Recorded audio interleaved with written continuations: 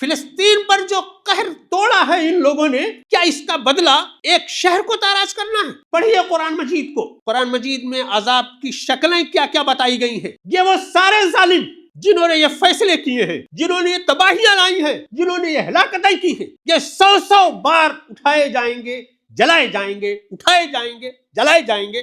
ان کا عذاب یہ نہیں۔ الحمدللہ رب العالمین، والصلاة والسلام على رسوله الأمين وعلى آله وصحبه أجمعين إلى يوم الدين.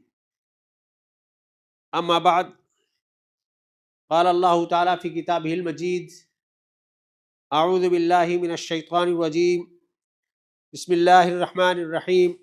وَلَنَبْلُوَنَّكُمْ بِشَيْءٍ مِّنَ الْخَوْفِ وَالْجُوعِ وَنَقْصٍ مِّنَ الْأَمْوَالِ وَالْأَنفُسِ وَالثَّمَرَاتِ وَبَشِّرِ الصَّابِرِينَ الذين إذا أصابتهم مصيبة قالوا إنا لله وإنا إليه راجعون أولئك عليهم صلوات من ربهم ورحمة وأولئك هم المهتدون.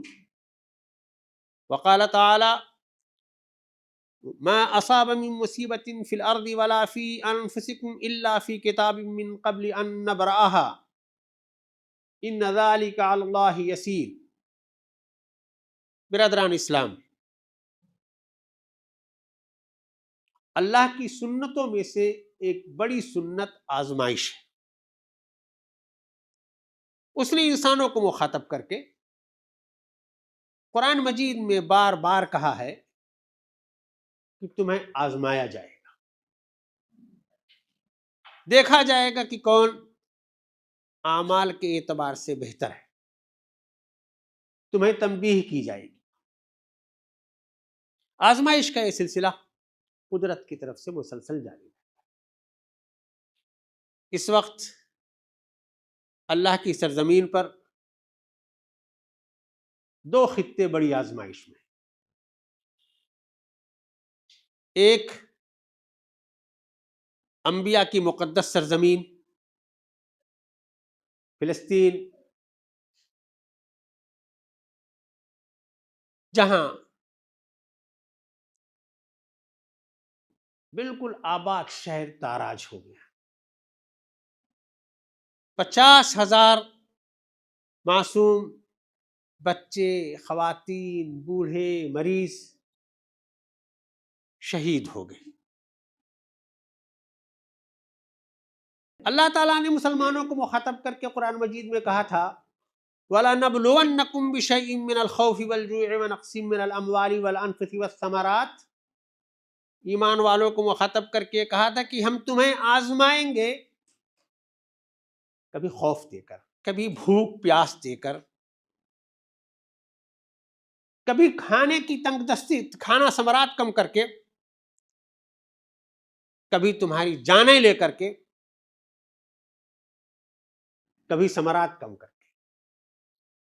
ایک ساتھ اگر دیکھا جائے تو یہ ان ساری آزمائشوں سے مجاہدین فلسطین گزرے اللہ کے گھر کی بازیابی کے لیے، انبیاء کی سرزمین کی بازیابی کے لیے بہت صبر و شکر کے ساتھ، استقامت کے ساتھ ہر قربانیاں پیش کی۔ اللہ تعالیٰ نے قرآن مجید میں کہا: وَبَشِّرِ الصَّابِرِينَ، ایسے حالات میں جو ثابت قدم رہیں گے ان کے لیے بشارت۔ مصیبتیں آتی ہیں تو یہ کہتے ہیں کہ اللہ کی طرف سے ہے، اور ہم سب کو تو پلٹ کر کے اللہ کے یہاں جانا ہے۔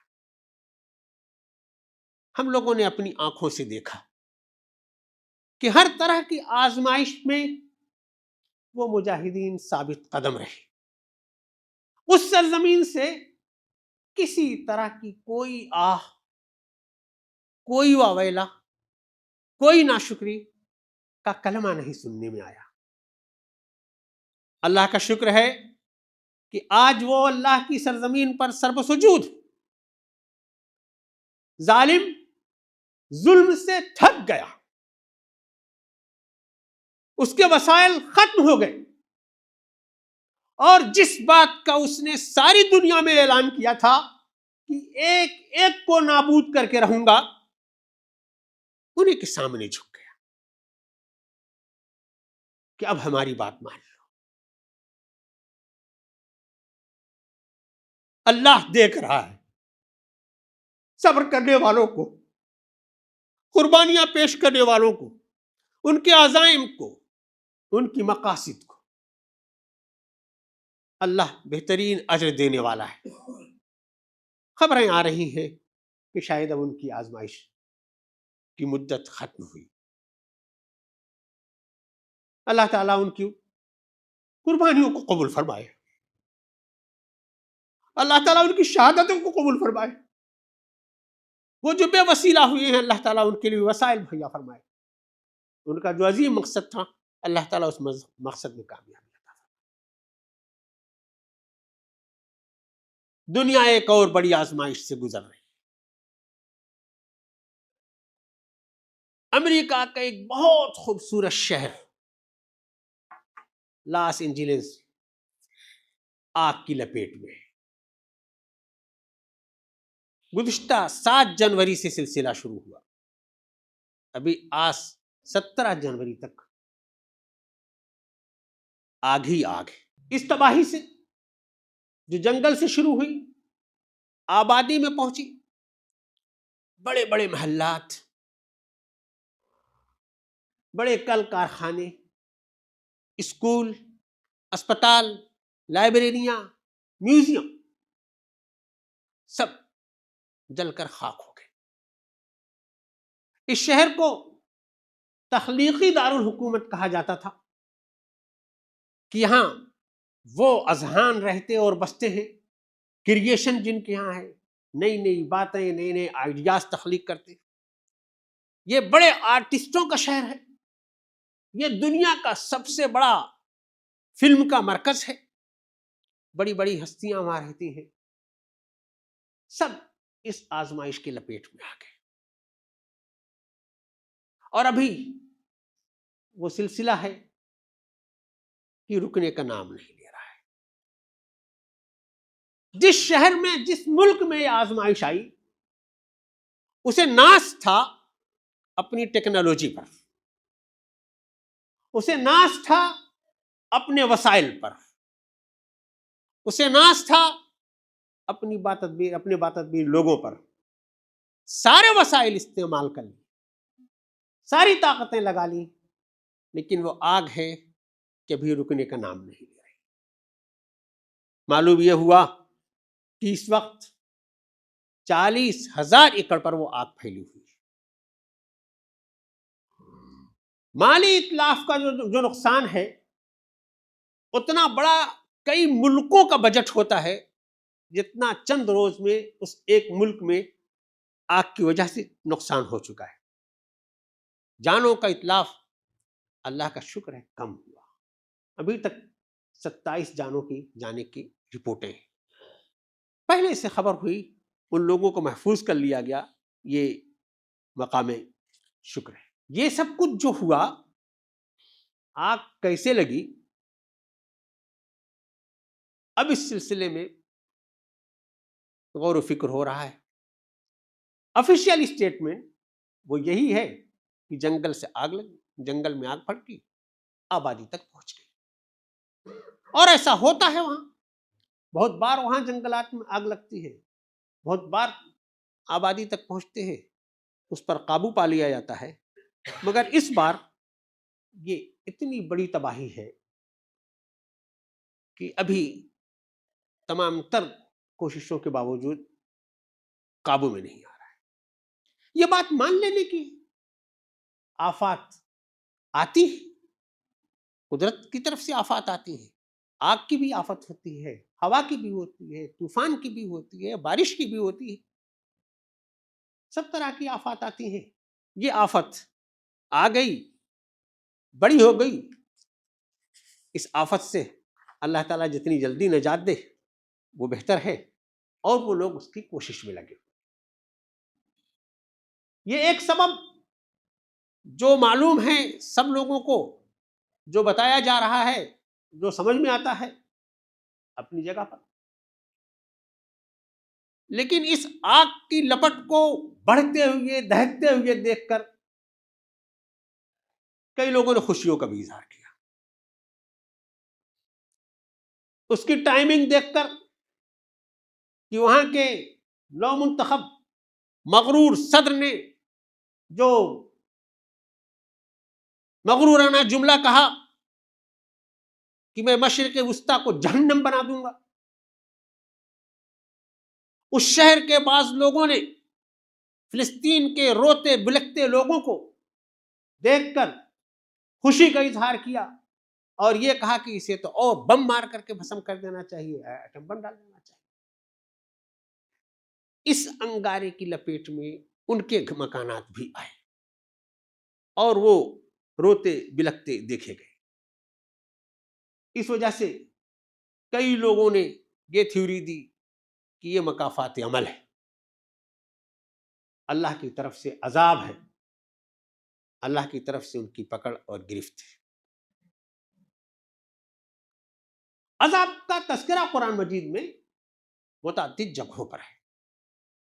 اللہ تعالیٰ نے 7 قوموں کو، صرف ان کے سردار کو نہیں، پوری قوم کو اور پورے وسائل کو نابود کر دیا۔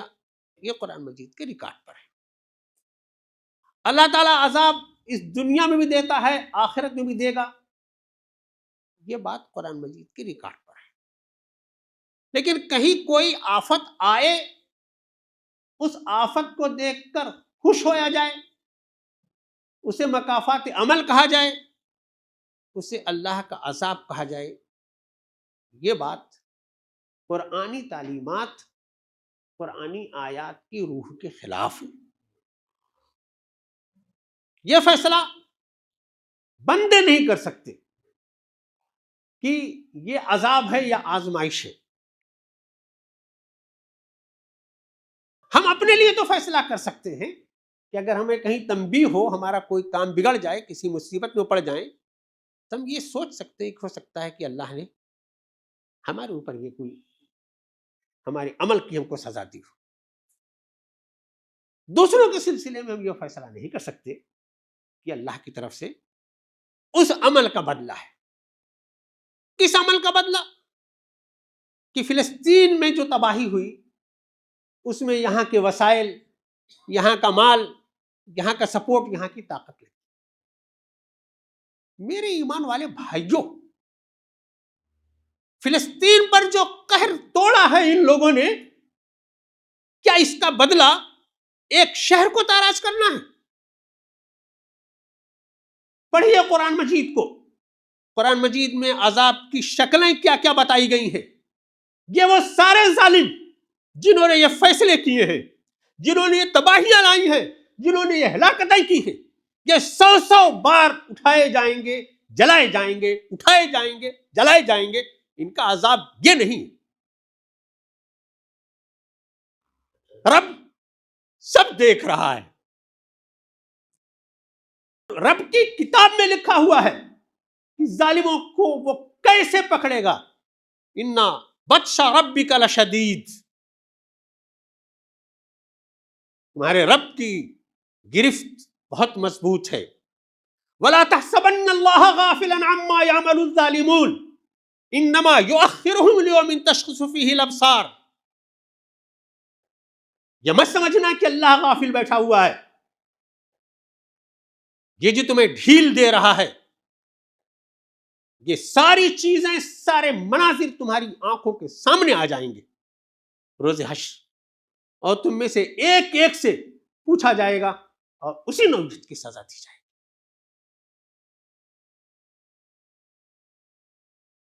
بالکل صاف ہے قرآن مجید میں، لیکن آفتوں کا آنا،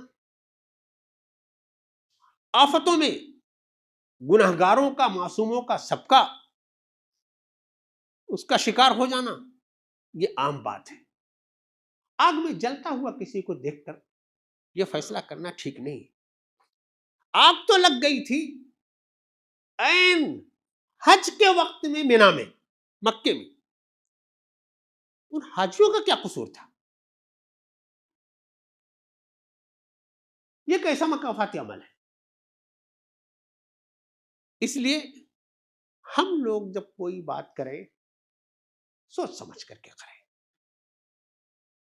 قرآن پڑھ کر کے کریں، اللہ کی مرضی جان کر کے اپنی رائے دیں.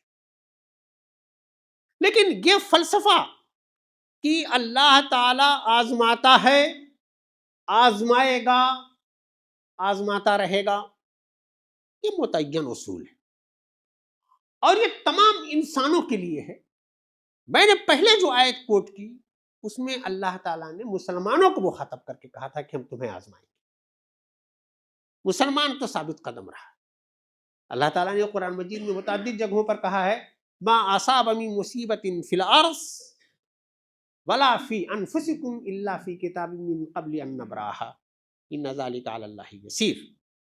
اللہ پر یہ بہت آسان ہے. جو مصیبتیں بھی آتی ہیں، اللہ کی طرف سے جو آزمائش آتی ہے تمہاری سرزمین پر یا تمہارے سلسلے میں، یہ سب مقدرات میں ہے. اللہ کے یہاں لکھا ہوا ہے کہ کس وقت پر کیا ہونا ہے، وہ ہو رہا ہے. اس سلسلے میں بہت واضح بات یہ ہے کہ یہ آزمائش جو ہوتی ہے یہ تنبیہ ہوتی ہے. یہ تنبیہ سارے انسانوں کے لیے ہوتی ہے.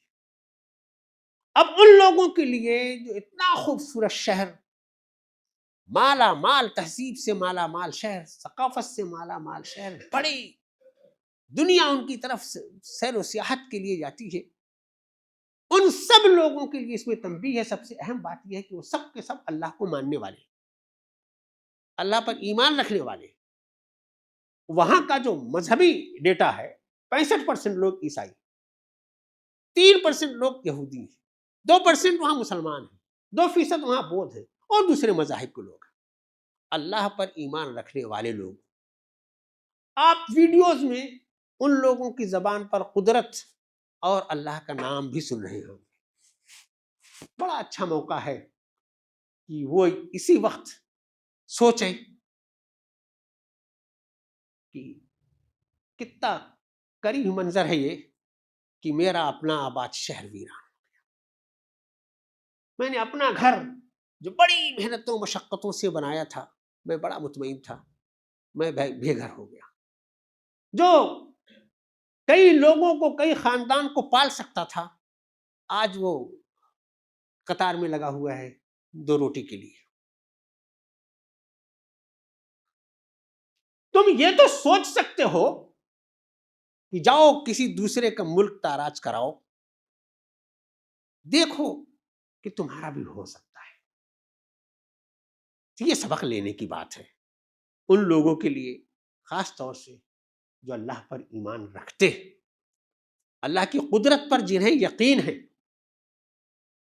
اور صرف وہی لوگ نہیں میرے ایمان والے بھائیوں، آپ تو اپنی ایمان کی دہائی دیتے ہیں ہر جگہ. اس میں سامان عبرت ہم سب کے لیے، ہر مسلمان کے لیے، کہ اللہ تعالی وہ جابر اور ظالم کو بھی سبق سکھاتا ہے اور کمزور اور معصوم کو بھی. ہمارے اعمال، ہمارا کردار، ہماری صبح و شام کون سی انعام کے مستحق ہے؟ یہ قدرت کا رحم اور کرم ہے کہ ہم پرسکون زندگی گزار رہے ہیں، آرام سے صبح و شام کر رہے ہیں. لیکن مہلت عمل کس آدمی کی کتنی ہے کسی کو پتہ نہیں. موت پر تو سب کا یقین ہے نا، کل نفس ذائقۃ الموت. اور اللہ تعالیٰ یہ کہہ رہا ہے کہ وَلَنَبْلُوَنَّكُمْ بِالشَّرِّ وَالْخَيْرِ فِتْنَةً. اس زندگی میں تمہیں خیر دے کر کے، آسائشیں دے کر کے یا شر دے کر کے ہم آزمائیں گے ضرور. وَإِلَيْنَا تُرْجَعُونَ. سب کو یہی پلٹ کر کے آنا ہے. امریکہ کا سب سے بڑا دشمن مسلم ممالک میں ایران ہے. ایران حکومت نے ان کو ان کی تاریخ یاد دلا کر کے کہ ہماری آپ کی دشمنی کی تاریخ یہ ہے، لیکن اس انسانی المیہ میں ہم آپ کی مدد کرنا چاہتے ہیں، ہم آپ کے پاس آنا چاہتے ہیں. بتائیے ہم کیسے مدد کریں؟ وہاں کی مسلمانوں کی آرگنائزیشن اکنا نے $2.5 لاکھ آفر کیا ہے کہ ہماری طرف سے یہ چھوٹا سا تعاون ہے اس تباہی میں مدد کے لیے۔ تو طریقہ یہ ہے معاملات کو سمجھنے کا، معاملات سے نمٹنے کا۔ سب کے لیے ہمیشہ کے لیے بات یہ ہے میرے ایمان والے بھائیوں، کسی کی تکلیف میں خوش ہونا یہ ٹھیک نہیں، خوشی منانا کسی کی تباہی پر یہ قرآنی وتیرہ نہیں۔ جو قرآن مجید نے طریقہ زندگی بتایا ہے اس طریقے کو اختیار کرنا اور اسی پر عمل پیرا رہنا، یہی کامیابی کا راستہ ہے۔ اللہ تعالیٰ ہمیں صحیح سمجھ عطا فرمائے دین کی، اللہ تعالیٰ ہمیں صحیح شعور عطا فرمائے دین کا، اللہ تعالیٰ ہماری زندگیوں کو قرآن مجید کی روشنی میں، احادیث کی روشنی میں صحیح خطوط پر آراستہ فرمائے، اللہ تعالیٰ معاملات پر ہمیں صحیح موقف اختیار کرنے کی توفیق عطا فرمائے۔ بارک اللہ لنا ولکم فی القرآن العظیم ونفعنا وإياكم بآیات الذکر۔